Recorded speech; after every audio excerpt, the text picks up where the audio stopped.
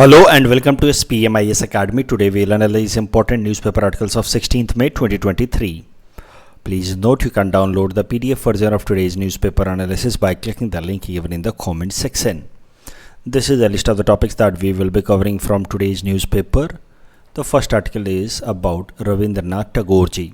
This topic is important from our syllabus GS paper 1 Indian history point of view, also important from our syllabus GS paper 4 ethics and integrity point of view, especially with respect to chapter 5, that is thoughts of thinkers from India and the world. तो वहाँ पे रविंद्रनाथ टैगोर जी से related सवाल पूछा जा सकता है. क्यों न्यूज़ में थे हाल फिलहाल में? तो हमारे होम मिनिस्टर अमित शाह जी ने गलती से कह दिया कि रविंद्रनाथ टैगोर जी ने दो देशों के नेशनल सॉन्ग को कंपोज किया है, जबकि वो कहना चाहते थे नेशनल एंथम. चलिए, ये तो इम्पॉर्टेंट नहीं है. Let us see more about Rabindranath Tagore ji. ये जो न्यूज़ है इम्पॉर्टेंट नहीं है, so we will not emphasize much on the current context. Focus on Rabindranath Tagore देखते हैं. सो ऑफ कोर्स आपको पता ही होगा, as poet from Bengal, novelist, artist, painter. तो मल्टी डायमेंशनल पर्सनालिटी थी उनकी, right. Educational theorist. He is credited with composing National Anthem of India, and he won Nobel Prize for Literature in 1913 for his collection Gitanjali. And in fact, he was the first Indian and non-European to receive a Nobel Prize. In fact, he also received a British knighthood in 1915, लेकिन उन्होंने इसको renounce किया, return किया after Jallianwala Bagh massacre in 1919.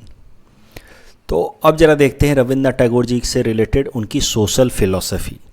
He fought against the evils of Indian society such as poverty, superstition, untouchability. So ध्यान देने वाली बात यह है, जो छोटी छोटी बातें हैं जिससे मेंस में आंसर बनेगा, कि he was not very orthodox और rigid as far as Indian culture is concerned. He welcomed western science also. He welcomed western beliefs such as individualism, freedom and democracy. तो जो आइडिया वेस्टर्न सोसाइटी की अच्छी लगी उसको उन्होंने welcome किया, just like Mahatma Gandhi.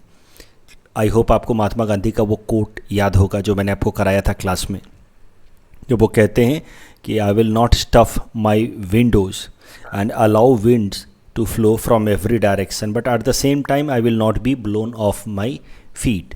मतलब दुनिया के अलग अलग जगहों से जो अच्छे आइडियाज़ हैं उनको मैं आने दूंगा अपने और उनको एब्जॉर्ब करूंगा, but at the same time अपने कल्चर को भी हम रिटेन करने की कोशिश करते रहेंगे. सो इसी तरीके के बिलीफ कुछ रविंद्रनाथ टैगोर जी के भी थे. He welcomed western science, western belief. Independence movement को लेकर के उनका आइडिया थोड़ा सा अलग था. ज़रा देखिए, उनका मानना था कि नेशनलिज्म को हमने इतना ज़्यादा डिटेरियरेट कर दिया है, इतना ज़्यादा एक्सट्रीम कर दिया है कि हमारी जो नेशनलिज्म है वो डीजेनरेट हो गई है from patriotism to chauvinism. Ethics paper में हमारे इस तरह का सवाल आ जाता है, differentiate between the two terms. जैसे कि ऐसा सवाल पूछा जा चुका है इन द पास्ट कि differentiate between envious and jealous. तो वैसे ही एथिक्स पेपर में आपसे पूछा जा सकता है डिफरेंशिएट बिटवीन पैट्रियोटिज्म एंड सोवेनिज्म. तो थोड़ा सा मैंने यहाँ हिंट्स दिया है, अगर आपको मोटा मोटा भी पता है तो आप पूरा पूरा आंसर लिख देंगे. Patriotism is love for nation, जबकि chauvinism is excessive and unreasonable patriotism, जिसको कभी कभार जिंगोइज्म भी कहते हैं. तो chauvinism include superiority feeling and hatredness for other nations. तो कहा जाता है कि इंडिया के अंदर जो हम इंडियंस हैं इन जनरल, हमारा जो पैट्रियोटिज्म है वो निकल करके आता है जब इंडिया पाकिस्तान का मैच चल रहा हो, क्रिकेट मैच, और उस टाइम में हम लोग पाकिस्तान के प्लेयर्स को कुछ बुरा कह करके, उनके खिलाफ स्लेजिंग करके या गालियां दे करके कुछ लोगों को लगता है कि वो पैट्रियोटिज्म लिव कर रहे हैं, they are practising patriotism, but that is not patriotism, that is chauvinism. किसी को नीचा दिखाना देशभक्ति नहीं हो सकती. अपने देश के लिए लव होना, देश के लिए कुछ करना, ड्यूटी ईमानदारी से करना, वो होता है पैट्रियोटिज्म. तो कहीं पैट्रियोटिज्म पे सवाल पूछ दे तो आपको बताना होगा कि अपनी ड्यूटी को ईमानदारी से करना, टैक्स टाइम पे भरना, कानून, छोटे छोटे नियम जैसे कि ट्रैफिक के नियम को ठीक तरीके से मानना, आसपास के लोगों की थोड़ी मदद कर देना. देश में जो कभी भी कुछ भी अगर मिस इन्फॉर्मेशन स्प्रेड हो रहा हो तो उसको रोकने की कोशिश करना। जैसे व्हाट्सएप पे कई सारे इस तरह के मिस इन्फॉर्मेशन जब स्प्रेड हो रहे हों तो उसको रोकने की कोशिश करना, ये सब होता है patriotism, love for our own nation. But when in the name of love for our own nation we start having a superiority feeling, inferiority for some others and some hatredness for other nations, then that is not patriotism, that is सोवेनिज्म। और यही कहा था रविन्द्रनाथ टैगोर जी ने भी। तो मुझे लगता है कि इस पे पेट्रोटिज्म और सोवेनिज्म पे अलग से सवाल पूछ सकता है, राइट। तो आई होप आपको क्लैरिटी आ गई है। रविन्द्रनाथ टैगोर जी ने भी ऐसा ही कुछ कहा था कि उस टाइम का जो नेशनलिज्म है, he said that our nationalism has deteriorated from patriotism to chauvinism. He strongly protested against the partition of Bengal in 1905। लेकिन जिस तरीके से एक्सट्रीम तरीके से अलग अलग जगहों पे ये प्रोटेस्ट चल रहा था, he was not very much in support of such approaches and he was the one who created the Mahatma title to Mahatma Gandhi. Religion की बात करें तो Rabindranath Tagore believed in all inclusive religion, जिसको उन्होंने नाम दिया रिलीजन ऑफ ह्यूमैनिटी, राइट। तो हर एक रिलीजन का अल्टीमेट पर्पस क्या है?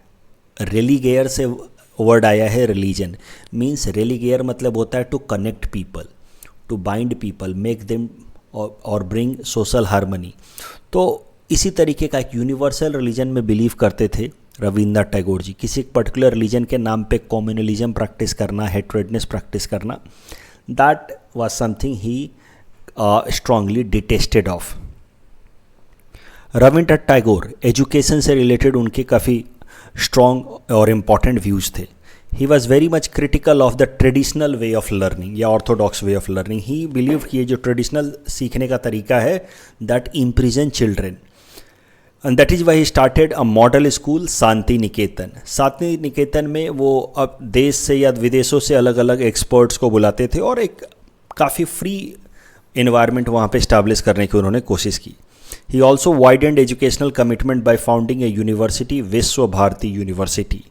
Vishwa Bharati university promoted an international culture of unity and diversity. तो अभी तक आपको समझ आ गया होगा कि रविन्द्रनाथ टैगोर जी पैट्रियोटिक पर्सन भी थे, but at the same time he had a cosmopolitan personality, मतलब एक यूनिवर्सल टाइप की पर्सनालिटी थी। Orthodox, rigid, narrow, restrictive personality उनकी नहीं थी।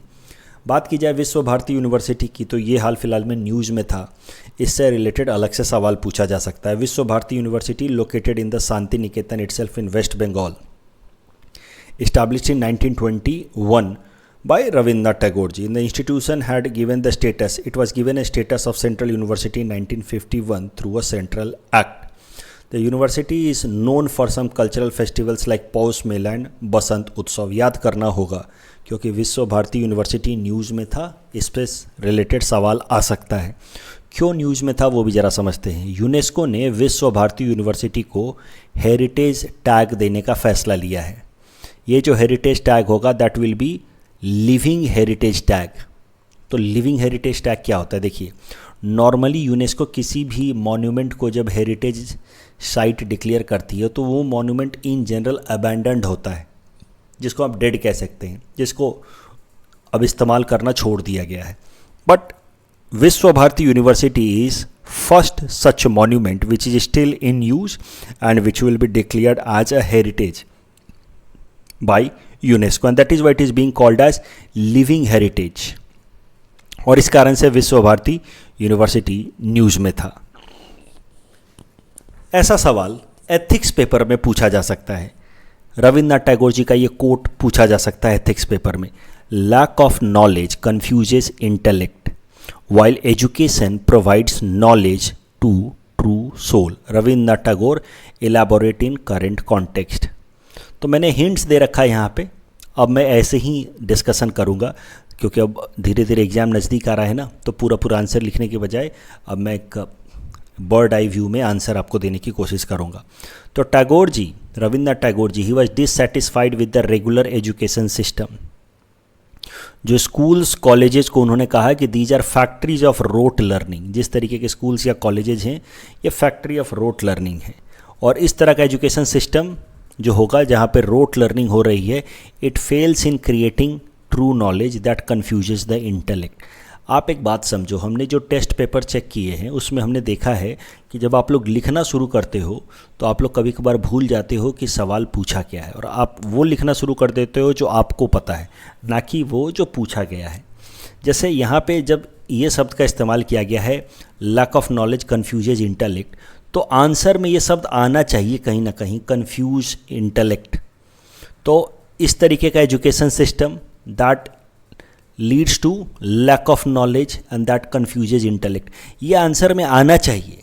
सवाल के जो की वर्ड्स हैं वो आंसर में दिखने चाहिए कहीं ना कहीं एग्जामिनर को, तभी एग्जामिनर को लगता है, और वो सारे वर्ड्स को अंडरलाइन करना या बॉक्स में डालना चाहिए, तभी जाकर के एग्जामिनर को लगता है कि अच्छा जो सवाल पूछा गया है उसी लाइन में जवाब दिया जा रहा है। फिर आप लिख सकते हैं कि आज पर Rabindranath Tagore, the purpose of education is intellectual development that will be true knowledge to soul. आप देखिए, नॉलेज टू ट्रू सोल यहाँ पे मैंने लिख दिया।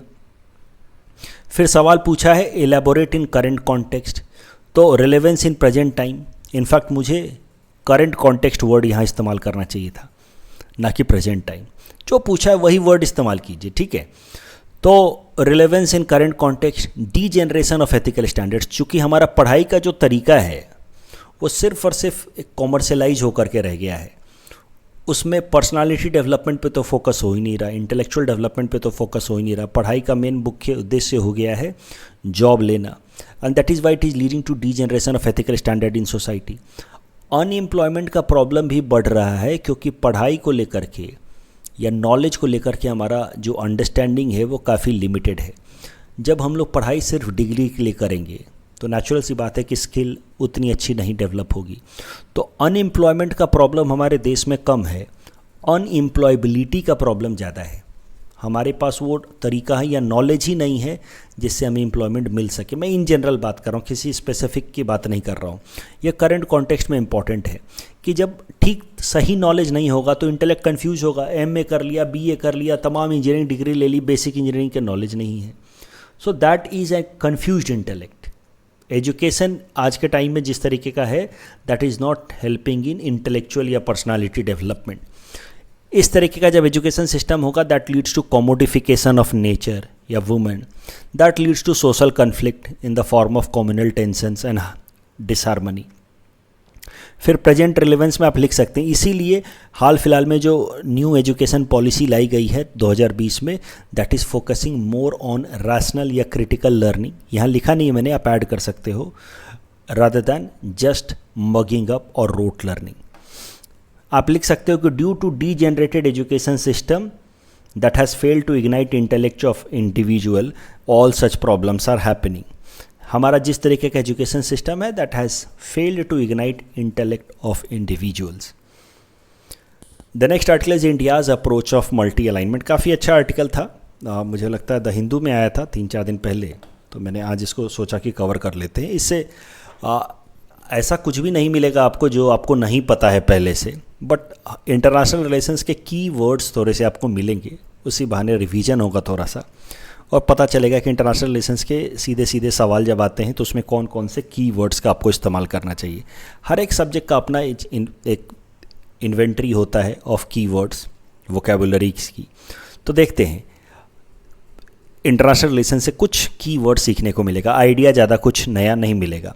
Evolution of India's foreign policy. आप सबको पता है कि India adopted policy of non alignment after independence, but with disintegration of USSR and end of Cold War in 1991, Cold War dynamics were no longer guiding global order, right?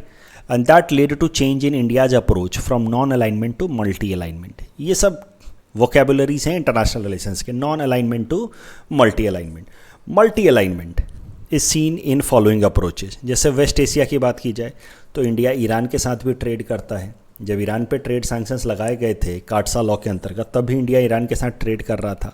साथ ही साथ I2U2 summit पे India is engaging with Arab countries, at the same time with Israel as well India is increasing its engagements. India is engaging with US, Russia, China, all the three major powers that are having some divergent approach. एक तरफ US and European Union आ रहे हैं, दूसरी तरफ Russia और China है, and India is engaging with both. For example, you see India engages with US and its allies in Quad. India has a strategic partnership agreement with US. At the same time, India continues to have a strong defense partnership with Russia. India is having strong trade with Russia even in the time of Russia-Ukraine war, when Western countries have imposed sanctions over Russia. India has a strategic partnership agreement with China also. In fact, China was India's largest trading partner till 2021. 2022 में marginally India US का trade जो है India China relation से आगे निकल गया। तो इसी चाइना के साथ भी हमारे संबंध अच्छे हैं। If we are member of Quad, at the same time we are member of SCO also, we are member of BRICS also. India is engaging with different regions, for example Act East policy या East Asia summit for South East Asian countries, connect Central Asia, हाल फिलहाल में India Africa conclave कराया गया है। So India आप समझिए हर जगह प्रेजेंट है। Rather than aligning with one or two particular set of countries, India is present everywhere. लेकिन इस अप्रोच को कहा जा रहा है मल्टी अलाइनमेंट अप्रोच। पहले हमारा अप्रोच था नॉन अलाइनमेंट, अब है मल्टी अलाइनमेंट। मल्टी अलाइनमेंट से कुछ प्रॉब्लम्स भी आ रही हैं, problems with India's multi alignment stand. सबसे बड़ा प्रॉब्लम आ रहा है कि it reflects India's foreign policy as ambiguous. मतलब लगता है देख करके कि इंडिया की अपनी कोई वेल डिफाइंड फॉरेन पॉलिसी ही नहीं है। जैसे इंडिया ने रसिया को ओपनली क्रिटिसाइज नहीं किया even after Bucha massacre in Russia Ukraine war, तो west countries criticize India for not having stand on such important issues. इस कारण से there has been some challenge to permanent seat at UNSC। Some countries are claiming कि India is indecisive in its foreign policy making and that is why not worthy of permanent seat at UNSC। देखिए, आप में से कई सारे लोग अच्छा answer लिखने लगे हैं, लेकिन मैं आपको बस ये सारे पॉइंट्स की मदद से समझाने की कोशिश करता हूँ कि कैसे कोई भी आइडिया आप एक लाइन में एक्सप्लेन कर सकते हैं। एक लाइन से ज़्यादा आप एक्सप्लेन करने जाएंगे तो आपका फिर दूसरा कोई सवाल छूट जाएगा, right. Deviation from democratic values, तो वहाँ पे भी फिर एक लाइन में आपने लिख दिया कि India is relatively moderate stand on military Janata in Myanmar. बस उससे ज़्यादा लिखने की ज़रूरत नहीं है। इंडिया का जो मल्टी अलाइनमेंट स्टैंड है, it projects India as a country lacking hard power. उसके अलावा India not getting enough benefit from either side, that is US और China. You see, China has completely cemented its relations with Russia because of China US hostility. इस कारण से दोनों एक access बना रहे हैं। बट इंडिया चूँकि US के साथ भी है, इंडिया चूँकि रसिया और चाइना के साथ भी अलाइन कर रहा है, इसलिए एक्सपर्ट्स का मानना है कि इंडिया को किसी भी साइड से उतना ज़्यादा बेनिफिट नहीं मिल रहा है जितना मिलना चाहिए। तो इंडिया को नॉर्मली कहा जाता है एलिफेंट, राइट। ये सब मैंने आपको बताया था। चाइना को कहा जाता है ड्रैगन, रसिया को कहा जाता है बियर, या फिर US को कहा जाता है हॉक। तो ये देखिए, elephant is holding quad at the same time SCO। So this figure represents India's multi alignment approach, right. But multi alignment approach को इन ग्राउंड्स पे क्रिटिसाइज किया जा सकता है। येट कंक्लूजन में आप लिखोगे कि multi alignment is necessary in current times for India to maintain its strategic autonomy. आप किसी भी साइड के साथ अगर अलाइन हो जाओगे, आप पूरी तरह से US साइड के साथ अलाइन हो जाओगे, तब भी धीरे धीरे हम अपनी स्ट्रैटेजिक ऑटोनॉमी खोने लगेंगे। या फिर अगर हम चाइना या रसिया के साथ अलाइन होने लगेंगे तो धीरे धीरे चाइना और रसिया में डोमिनेट करने लगेंगे और हम अपनी स्ट्रैटेजिक ऑटोनॉमी खोने लगेंगे।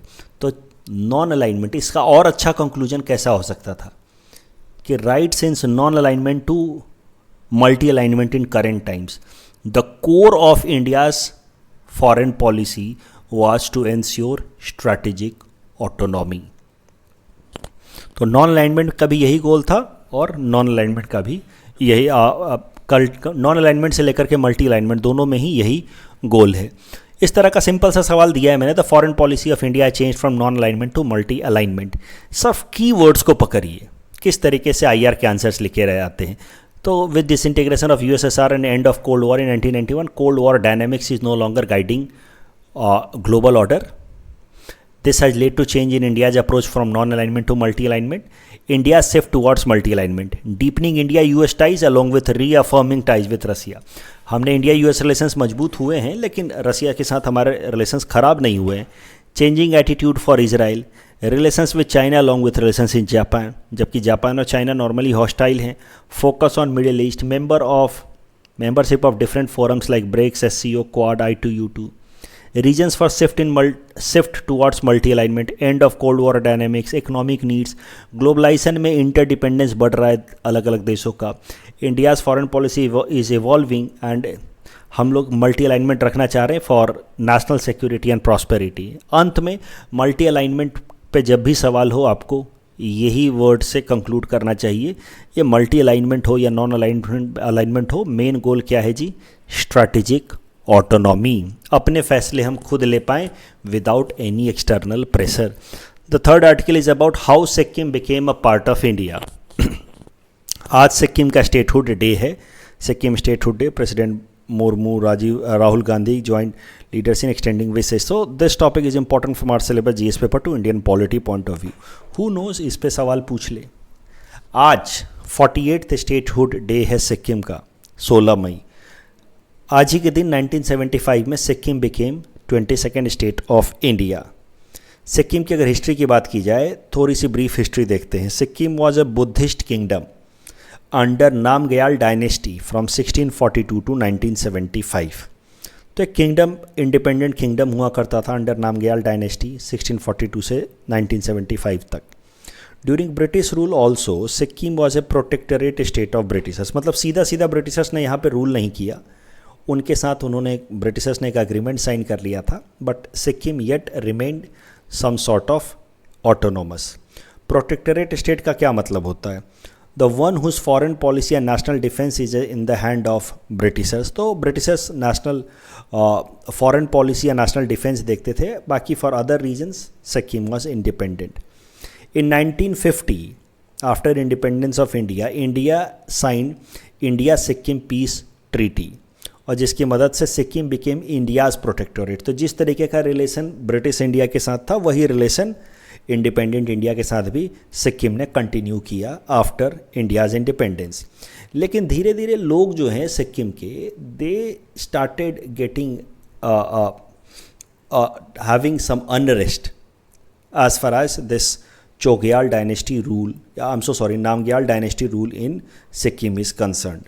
लोग धीरे धीरे उनके अंदर एक अनरेस्ट आने लगा, because people wanted Sikkim to be completely part of India like other states of India. तो 1973 में people of Sikkim started protesting against the king, जिसको कहा जाता था चोग्याल। डायनेस्टी का नाम है नामग्याल, किंग को कहा जाता था Chogyal. People wanted to merge with India and follow democracy. तो लोगों के दबाव में 1974 में under the pressure of the protest, the king gave up his power and signed an agreement with India. And with this, Sikkim became a state of India. लेकिन ये जो 1974 में सिक्किम इंडिया का हिस्सा बना था, it came and joined India as a special state, जिसको हम लोगों ने नाम दिया एसोसिएट स्टेट। जिस तरीके का स्पेशल स्टेटस दर्जा था ना जम्मू कश्मीर के पास, इसी तरीके का स्पेशल स्टेटस का दर्जा था सिक्किम के पास भी 1974 when it first joined India. It joined India as a associate state and it happened as a result of 35th Amendment Act to the Constitution that made Sikkim an associate state, a special designation that was not available with other states. According to this, the king enjoyed special privileges even after merger with India. तो मतलब king ने अपनी कुछ हद तक power को बचाए रखा, सिक्किम को स्पेशल स्टेट या एसोसिएट स्टेट का दर्जा दिलवाया as a result of 35th amendment act in 1974। लेकिन पीपल वे are not satisfied with this 35th amendment act और this arrangement. They wanted full democracy and abolishment of monarchy, and that is why the protest continued, and that is the reason why in 1975 36th amendment was brought and that gave Sikkim a full statehood and added its name in first schedule of the Indian Constitution. तो कभी कभार आपको सोच के लगता होगा कि Y 35th and 36th amendment both are associated with Sikkim and that too in back to back years from 1974 to 75। Reason यही है, देखिए 1974 से पहले ब्रिटिशर्स के एरा के टाइम में Sikkim was a protectorate state of British. 1950 में Sikkim remained independent but it joined or became protectorate of India, right? 1973 में protest to abolish monarchy started, and that led to 1974 में 35th Amendment Act with which Sikkim joined India as associate state of India. लेकिन 1975 में एक साल बाद ही लोगों का protest continue रहने के कारण सिक्किम को फुल स्टेट की तरह इंडिया के साथ मर्ज कर दिया गया as a result of 36th amendment act. और इसी कारण से आज हम लोग सिक्किम की 48th स्टेटहुड डे सेलिब्रेट कर रहे हैं, बिकॉज 1975 में it was merge with India as a full state. इस टॉपिक के बेसिस पे प्रीलिम्स प्रैक्टिस क्वेश्चन हमने आपको दे रखा है. Please attempt this question and you can submit the answer in the comment section. The next article is about Meri life app. On this topic is important from our syllabus GS paper 3 environment point of view, especially from climate change. छोटा सा article है. Government has recently launched मेरी life, My Life mobile app to empower young people to encourage their participation in tackling climate change. तो young लोगों का attitude बदलने पे focus किया जाएगा with help of this Meri life app. The aim is to promote mindful utilisation instead of wasteful consumption. Mindful utilisation कि AC चला रहे हैं, चलाइए, कोई बुरी बात नहीं है, लेकिन ऐसा मत कीजिए कि 16 टेम्परेचर करके और मोटा सा ब्लैंकेट ओढ़ करके सो रहे हैं. 24 के आसपास टेम्परेचर रखिए, तो that is mindful utilisation, not a wasteful consumption. ये जो मेरी लाइफ ऐप है, that has been designed in line with the mission life that was started by Prime Minister Narendra Modi at Conference of Party number 26, whose main goal is to change the lifestyle and bring mass movement in India in line with environment protection to prevent massive climate change. Mission life तो आपको पता ही होगा. इस topic के basis पे prelims practice question हमने आपको दे रखा है. Please attempt this question and you can submit the answer in the comment section. NOTA से रिलेटेड आपको ध्यान रखना है कि राज्यसभा में नोटा इज़ नॉट एप्लीकेबल. सो पहला स्टेटमेंट वहाँ जाकर के गलत हो गया. दूसरा तो गलत है ही कि if NOTA is getting maximum number of votes then re election is conducted. That is not true so far. ONDC से रिलेटेड ये दोनों स्टेटमेंट करेक्ट हैं. So correct answer would be option C. That's all from our side for today. Thanks for watching.